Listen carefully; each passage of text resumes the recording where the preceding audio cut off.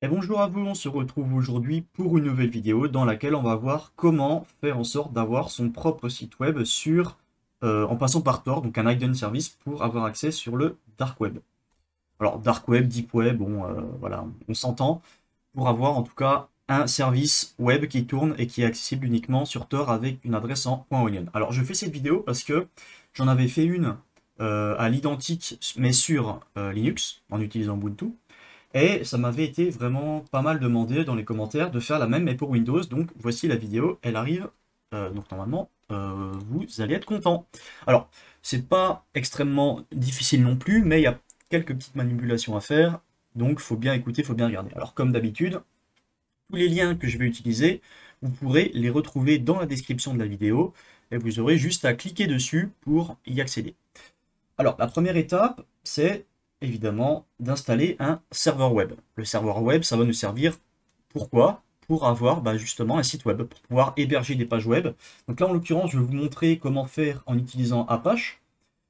Donc c'est un truc qui est assez léger. On va pas mettre de base de données, de PHP, de choses derrière. On va faire quelque chose de vraiment très simple là, de la configuration minimale pour que ça fonctionne en utilisant Apache. Donc là, en l'occurrence, il n'y aura que des pages HTML qui vont fonctionner. Comme je dis juste avant, il n'y aura pas de base de données. Mais si vous voulez avoir un site vraiment complet, vous pouvez le faire. C'est pas forcément plus compliqué. Vous pourrez ici utiliser par exemple le XAMPP, qui est un ensemble de logiciels. Donc il y a Apache, il y a MySQL, il y a PHP, voilà, il y a pas mal de choses qui va vous permettre d'avoir un site web, on va dire, un peu plus complet avec des choses plus complexes. Là, en l'occurrence, on va utiliser Apache classique. Donc, on se rend sur l'URL que vous trouverez évidemment dans la description de la vidéo.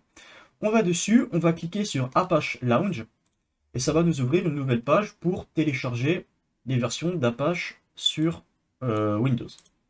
Donc, la version, j'imagine que la plupart des Windows maintenant sont 64 bits. Donc la première version, donc forcément si vous regardez cette vidéo-là plusieurs semaines, voire plusieurs mois après sa sortie, il y a des chances que le numéro de la version ait changé, mais ça n'a pas d'importance. Donc c'est le premier lien. C'est le Windows HTTPD Win64 en .zip. Vous cliquez dessus, ça veut vous le télécharger. Une fois que vous l'avez téléchargé, vous l'ouvrez. Donc là, vous avez ça. Vous faites extraire vers la racine. Surtout, n'hésitez pas à bien le faire sur la racine, donc ici, le disque local C, sinon ça va pas fonctionner. Enfin, ça peut fonctionner, mais il va y avoir des configurations supplémentaires à faire, et nous, on aimerait se compliquer la vie le moins possible. Donc, extraire à la racine, C deux points anti-slash, ok, hop, ça va l'extraire tranquillement. Et une fois que c'est fait, normalement, vous devriez pouvoir y accéder. Alors, si je vous montre ici, paf. Ici, normalement, on a le Apache 24 qui est maintenant ici. Donc, qu'est-ce qu'on va faire? On va double-cliquer dessus. On va se rendre dans le bin. Et ici, on a le binaire, ici, httpd.exe, qui va devoir être lancé. Donc, qu'est-ce qu'on va faire? On va faire un... Je laisse appuyer sur ma touche Shift, clic droit, pour ouvrir la fenêtre PowerShell ici. Donc, ça va m'ouvrir cette fenêtre-là. Et maintenant, qu'est-ce qu'on va faire? On va faire un point anti-slash httpd.exe. Qu'est-ce que ça va faire? Ça va lancer le serveur web. Donc là, on peut voir que bon, il y a un petit message d'erreur, comme quoi il ne connaît pas la variable server name machin bidule. Mais on peut voir que là, il ne me rend pas la main directement, il attend encore un peu, donc ça veut dire que le serveur tourne. Donc là, je vous montre comment faire en sorte de lancer le service web, mais juste en tant que ligne de commande. On pourrait faire en sorte d'avoir un binaire, enfin, d'avoir un service qui tourne en background, en tâche de fond, et comme ça, si on le lance en tâche de fond, on n'a plus besoin d'avoir cette fenêtre. Là, en l'occurrence, pour que le serveur web fonctionne, on est obligé d'avoir cette fenêtre ouverte avec le httpd.exe qui est lancé. Encore une fois, si vous voulez faire le service, c'est assez simple. On descend dans la documentation qui est au début. On descend, descend, descend. Et là, voilà. Là, il nous montre les commandes à taper pour exécuter Apache en tant que service. Donc nous, on l'a fait en tant que... Alors, je sais plus où c'est, voilà. Depuis la console. Nous, on l'a fait depuis la console, donc on a juste lancé ça, c'est bon. Si on veut supprimer, enfin arrêter, on a juste à faire un CTRL-C.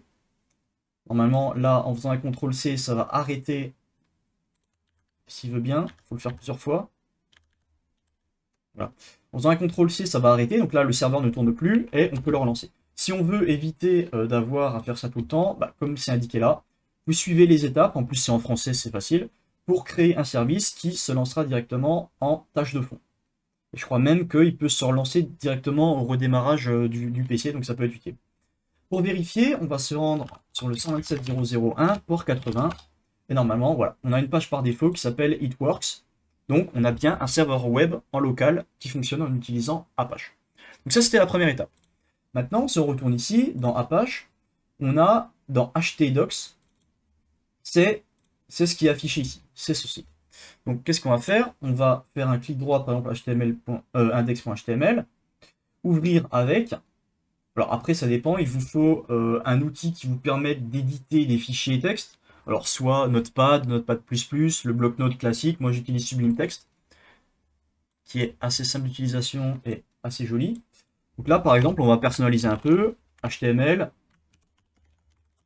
title my website, on va mettre un gros titre, H1, welcome to my website, d'exclamation. Et maintenant, si on retourne sur notre site web, paf, et qu'on relance, alors, hop, on actualise, voilà, maintenant on a welcome to my website. Alors il y a un petit truc parce que j'ai dû mettre quelque chose en trop. Ouais, là il y a un truc en trop, c'est pour ça.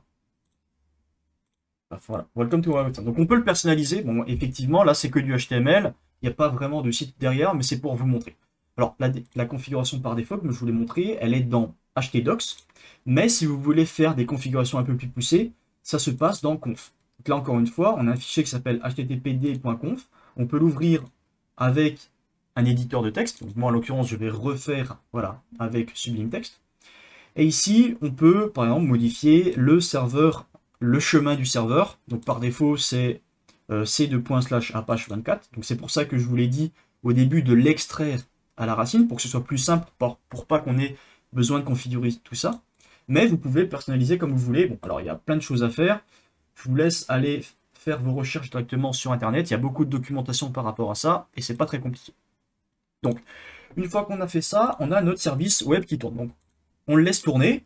Hop, là c'est toujours en train de tourner. On laisse comme ça, parce que ça va nous servir pour après. Deuxième étape, évidemment, comme vous vous en doutez, il faut télécharger Tor. Alors, soit vous pouvez télécharger uniquement le binaire Tor, qui va nous permettre de lancer le service, mais moi je vous conseille de télécharger carrément le browser, donc le navigateur Tor. Comme ça, vous aurez tout d'installé, ce sera beaucoup plus simple. Et dans le tuto, on va se baser, on va prendre en compte le fait que vous avez déjà installé le browser Tor. Donc là, encore une fois, vous aurez le lien dans la description. Vous allez directement sur Download for Windows. Alors attendez, je vérifie un petit truc. Ouais. Vous allez sur Download for Windows, vous téléchargez, vous installez. C'est pas très compliqué, vous faites suivant, suivant, suivant, vous installez et on est bon. Une fois que Tor est installé, on va pouvoir tenter de le lancer. Alors là, vous voyez pas parce que je suis sur mon deuxième écran, mais par exemple, là, je lance Tor.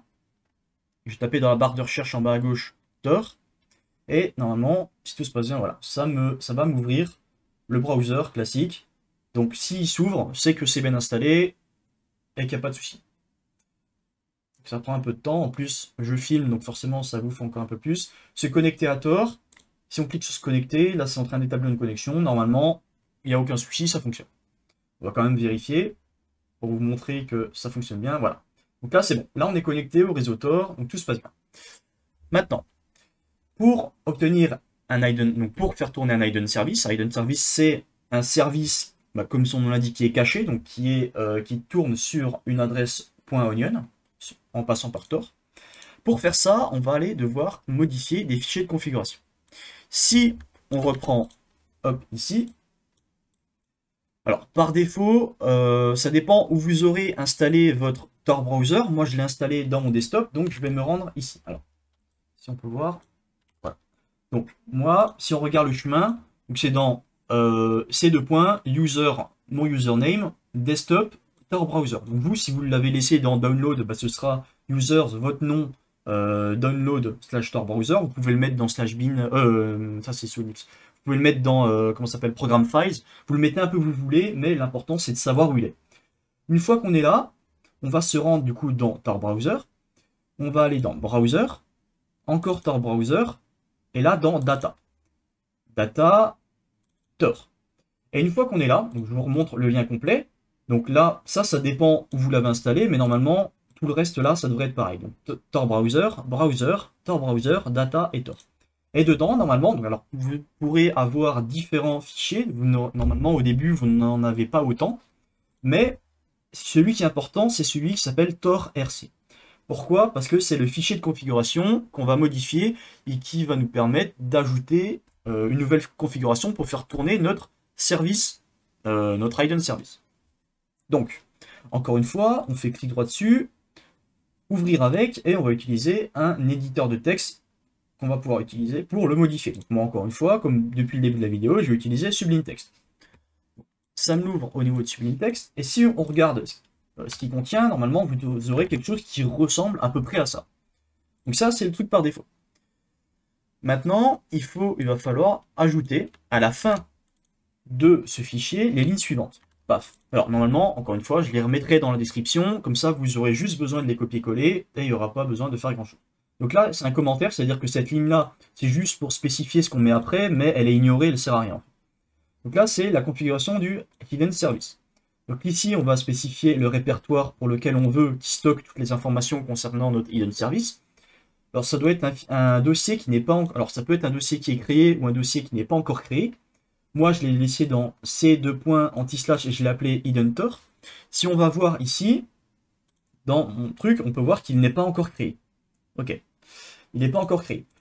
Donc, je l'ai appelé comme ça, et on dit que en fait, il va tourner sur le port 80 et il va être lié à notre service web en local qui tourne sur le 127.0.0.1 port 80, qui est actuellement celui-ci. Donc, on spécifie ça, on enregistre, et normalement, alors attendez, hop, je me perds dans toutes les fenêtres. On est là-dedans, on enregistre, et normalement, hop, CTRL S, et normalement, si tout se passe bien, on va pouvoir exécuter ensuite le service Tor et le lancer. Alors, on va se rendre encore une fois ici, on retourne où on était avant, et on va donc changer de répertoire, toujours dans Tor Browser, Browser, Tor Browser, mais cette fois-ci, on ne va pas aller dans Data, on va aller dans Tor, et ici, normalement, on devrait trouver un binaire, un exécutable qui s'appelle Tor.exe. Encore une fois, je laisse appuyer sur Shift, je fais un clic droit, et je vais ouvrir une nouvelle fenêtre PowerShell ici. Normalement, on devrait se trouver dans le répertoire suivant. Alors, encore une fois, là, ça devrait être identique pour tout le monde. Ça dépend où vous l'avez installé par défaut. Et une fois qu'on est là, qu'est-ce qu'on va faire? On va faire un ./tor.exe, espace -f pour spécifier le fichier, et on va mettre le chemin vers notre fichier tor.rc.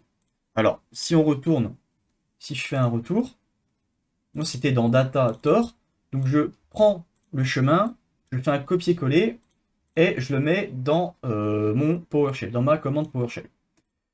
Ça change encore une fois par rapport à la vous l'avez installé, mais c'est important de spécifier le -f parce que par défaut, en fait, si on ne met pas le -f, il va aller chercher un tor.rc qui est dans un autre endroit. Je crois que c'est dans C users, vote user, appdata, roaming, tor, tor.rc, quelque chose comme ça. Mais là, on va tout mettre dans un seul fichier qui est déjà créé par défaut et ça permet d'éviter d'avoir trop de fichiers à droite à gauche, on risque de se perdre. Donc là, on sait que c'est tout le temps ici, on spécifie avec le -f et on est bon. Alors attention aussi, il faut bien faire attention que votre Tor browser soit fermé. On se rappelle, Tor browser, c'est le navigateur Tor par défaut, c'est celui que j'avais ouvert au début pour vous montrer qu'on pouvait bien se connecter, voilà, celui-ci. Faire attention qu'il est bien fermé. Pourquoi?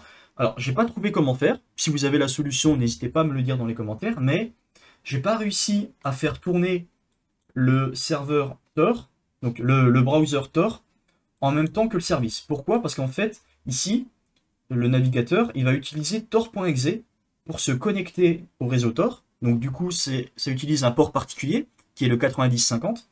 Et le problème, c'est que si lui, il se lance et qu'il utilise le tor.exe, donc il va ouvrir une connexion sur le port 9050, 9050. Sauf qu'une fois qu'il est lancé, ici, si on tente de le lancer, il va aussi tenter d'utiliser le même port. Et du coup, ça va poser problème. Donc, en l'occurrence, il ne faut pas que Tor Browser soit ouvert quand on veut faire ça. J'ai essayé de modifier un peu les ports, mais ça n'a pas bien fonctionné, donc n'hésitez pas, si vous avez la solution, à le dire dans les commentaires, et tout le monde sera content. Voilà. Donc, ce qu'on fait, c'est que on lance la commande, Normalement, on ne devrait pas avoir de message d'erreur. Donc là, read configuration file, donc il lit bien le bon fichier qu'on lui a donné ici avec le -f. Et là, bon, on voit 0%, il est en train de tenter de se connecter au réseau Tor. Donc évidemment, ça va prendre un peu de temps. Si ça prend trop de temps, on se dit à tout de suite une fois que c'est terminé. Ok, donc ça a pris un peu de temps, mais normalement, là, c'est bon, on a le 100%, donne, pas de message d'erreur. Donc maintenant, qu'est-ce qu'il nous reste à faire? Il nous reste à retourner ici à l'endroit où, si vous vous souvenez bien, on avait spécifié la localisation de où il fallait créer le hidden service.